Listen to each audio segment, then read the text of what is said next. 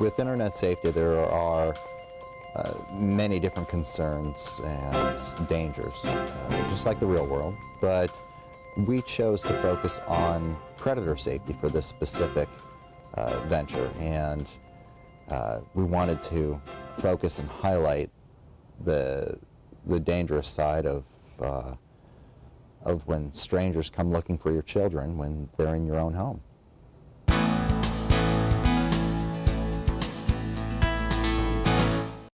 The program for children is done throughout the middle schools, and we highlight the necessity to keep yourself anonymous while online, and the dangers of posting personal information and photographs, and illustrate how strangers can actually take this information and be able to find out a lot of information about you, maybe even find you personally, or take that information and use it against you. Now with the adult program, it's more geared towards talking to the parent side of things, how to keep an eye on your kids, how to parent online, and what you can do to keep your kids safe, and how to be an influential and you know, a strong part of your child's online activity.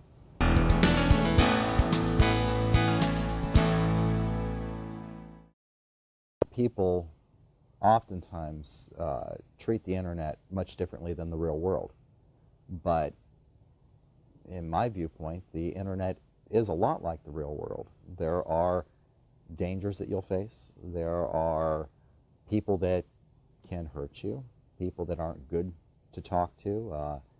There's conversations that take place, socialization, even bullying and fighting that happens online. So yes, you do have to treat the internet like it's the real world. And if you know who your child's friends are in the real world, you should know who they are online. You know, let's face it, you go out of your way to meet your children's friends in the real world. You maybe even meet their parents. Online, you should go and ask your child, who's behind that screen name? Who is that person? Who is this one? See if everyone on their buddy list is someone they know. A lot of times, people collect friends and don't even know who's behind that screen name. Children are raised with computers these days, and a lot of the interactions children have with computers are fun ones, you know, games and activities and things that pique their curiosity. So as a result, online activities oftentimes get boiled down to playtime activities. In other words, for the actions that you do online, there are very few consequences that come as a result. You can play a video game and wreck a car, yet you're absolutely fine. So they tend to be a little more reckless with their words and their social interactions, because they have been taught that everything they do on the computer has very few real-life consequences, when in reality, online interactions and online, you know, discussions can actually come into the real world and cause you trouble there too.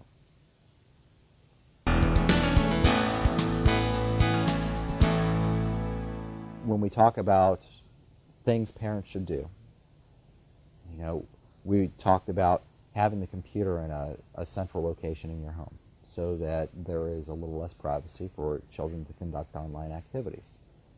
That's a good thing to be aware of. Knowing who their friends are, getting to know their online friends just like you would their friends in the real world. Being a part of your child's online experiences, getting to talk to them, and not only discussing issues that are concerning to you, but discuss what they're doing online and the places they go for fun, and the people that they have for friends, and the research that they're doing online. So it becomes a more natural part of discussion with your child. So if you do bring up the internet, it's not concerning to them. It's just you having a discussion with them.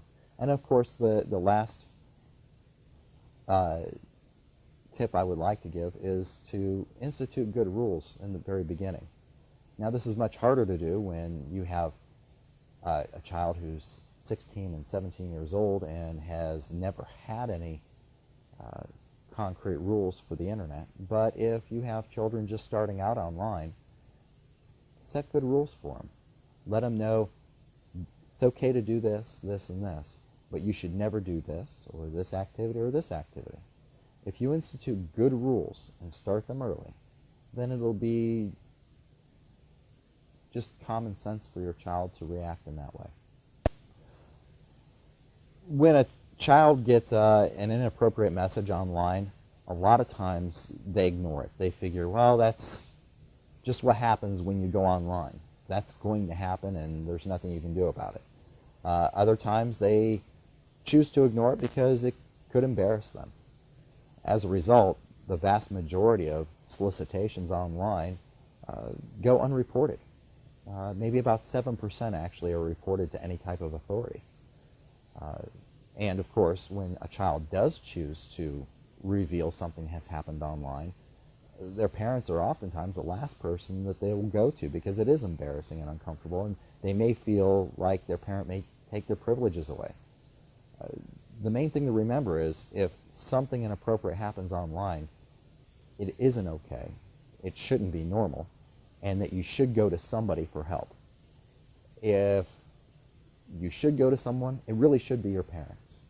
It really should be. Your parents should be the first person you should talk to. But if that is just too uncomfortable for you to do, go to another trusted adult, maybe a teacher or a counselor, someone that you can connect with, and tell them. But someone has to be told, not just your friends. They may not have the life skills necessary to deal with that issue. So you really should go to a trusted adult. And if you are a friend who receives information about,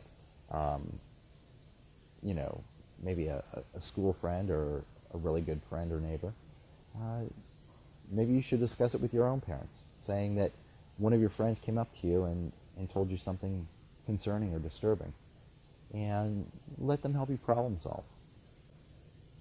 A lot of times people are resistant to call the police because they feel that we're very busy and we have better things to do, or they feel they may be overreacting to a concern. What we want people to do is we want them to feel comfortable in calling the police division or letting them know something has happened that they feel is inappropriate, even if it's to ask specific questions about it. I wouldn't use 911. 911 are for emergencies that are taking place immediately. A crime that's in progress or someone who has a life-threatening injury or situation that's taking place. What I would probably do is call a non-emergency number and talk to the police dispatcher or talk to the administrative staff of the police division, and they'll be able to forward you to a police officer who can further discuss the issue with you, and if necessary, we'll have a cruiser come out and talk to you, or if more in-depth attention needs to be approached, then we have a forensics investigator that can come out and help you inspect your computer and the content that's found on it.